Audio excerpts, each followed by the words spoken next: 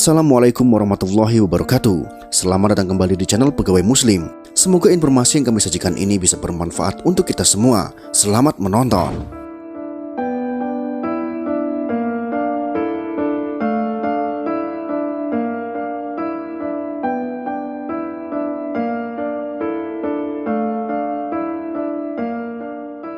Ular adalah hewan yang ditakuti banyak orang. Ular memiliki bentuk tubuh panjang yang bisa berjalan dengan sangat cepat dengan cara menjalar. Ular terkenal akan karakternya yang membahayakan orang lain karena ada beberapa jenis yang berbisa dan memiliki racun yang mematikan. Ia juga bisa membunuh dengan cara melilit. Ular menjadi hewan yang diwaspadai semua orang dan menjadi hewan yang sering dibunuh karena dikhawatirkan membahayakan nyawa manusia. Hukum membunuh ular dalam Islam. Dari Abu Hurairah radhiyallahu anhu, ia berkata, Rasulullah shallallahu alaihi wasallam bersabda, "Tidaklah kami pernah berdamai dengannya sejak kami memusuhinya. Maka barang siapa yang membiarkannya lantaran rasa takut, maka ia tidak termasuk golongan kami." Hadis riwayat Abu Daud, nomor hadis 4139.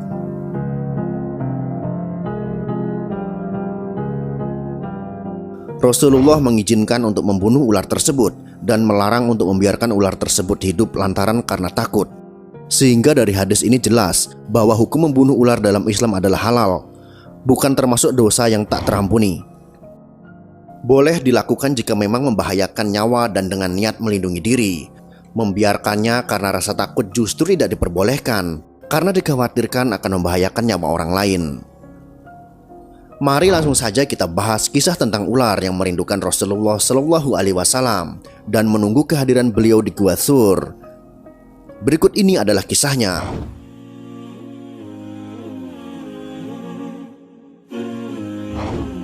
Kisah ini berawal dari keikutsertaan Abu Bakar bersama Rasulullah Shallallahu Alaihi Wasallam sebelum meninggalkan kota Mekah. Saat pemuda kafir Quraisy yang berniat memenggal kepala Rasulullah kehilangan jejak Rasul dan hanya menemukan seorang pemuda bernama Ali bin Abi Thalib di bilik Rasul. Abu Bakar mendampingi Rasul bersembunyi di gua kecil di Bukit Thur. Abu Bakar tetap setia mendampingi Nabi Muhammad Shallallahu Alaihi Wasallam menginap di dalam gua.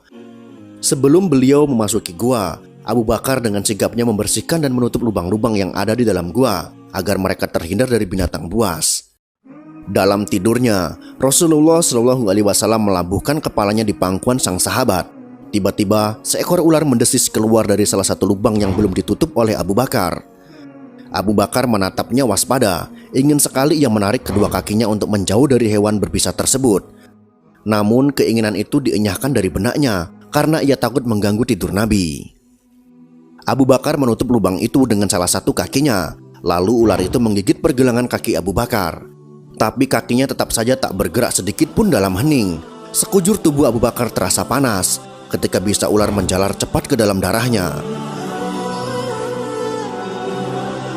Abu Bakar tak kuasa menahan isak tangis ketika rasa sakit itu tak tertahankan lagi. Dan tanpa sengaja air matanya menetes mengenai pipi Nabi yang tengah berbaring di pangkuannya. Rasulullah terbangun lalu berkata, "Wahai Abu Bakar, apakah engkau menangis karena menyesal mengikuti perjalanan ini?" "Tentu saja tidak, saya ridho dan ikhlas mengikutimu kemanapun," jawab Abu Bakar. "Lalu mengapakah engkau meluruhkan air mata?" Rasulullah bertanya dengan bersahaja. "Seekor ular baru saja menggigit saya, wahai Rasulullah, lalu bisanya menjalar begitu cepat ke dalam tubuhku," jawab Abu Bakar dengan suara tercekat. Lalu Nabi berbicara kepada ular itu, "Hai, tahukah kamu, jangankan daging atau kulit Abu Bakar, rambut Abu Bakar pun haram kau makan." Dialog Rasulullah dengan ular tersebut juga didengar oleh Abu Bakar berkat mukjizat beliau. "Ya, hamba mengerti ya Rasulullah. Bahkan sejak ribuan tahun yang lalu ketika Allah mengatakan, barang siapa memandang kekasihku Muhammad fi ainil mahabbah atau dengan mata kecintaan, aku anggap cukup untuk menggelar dia ke surga," kata ular tersebut. "Ya Rob, beri aku kesempatan yang begitu cemerlang dan indah. Aku ingin memandang wajah kekasihmu fi ainil mahabbah," lanjut ular tersebut. Lalu apa kata Allah Subhanahu wa ta'ala? Silahkan pergi ke Jabal Sur, tinggal di sana. Kekasihku akan datang pada waktunya, jawab Allah Subhanahu wa Ta'ala. Ribuan tahun aku menunggu di sini. Aku digodok oleh kerinduan untuk jumpa engkau Muhammad. Tapi sekarang ditutup oleh kaki Abu Bakar, maka kugigitlah dia. Aku tak ada urusan dengan Abu Bakar. Aku ingin ketemu engkau wahai Muhammad, jawab ular tersebut. Lihatlah ini, lihatlah wajahku, kata Rasulullah Shallallahu Alaihi Wasallam.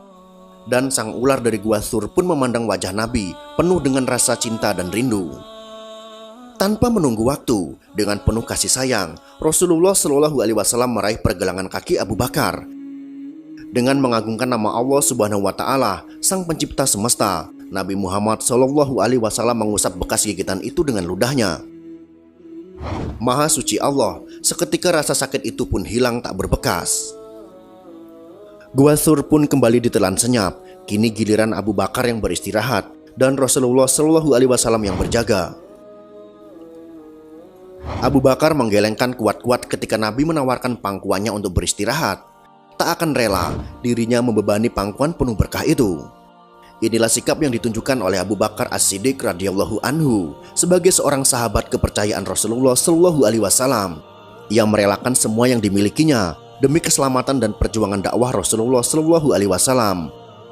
Bahkan ia merelakan nyawanya terancam demi menemani Rasulullah Shallallahu Alaihi Wasallam. Semoga kisah ini bisa bermanfaat untuk kita semua. Wallahu a'lam bishawab.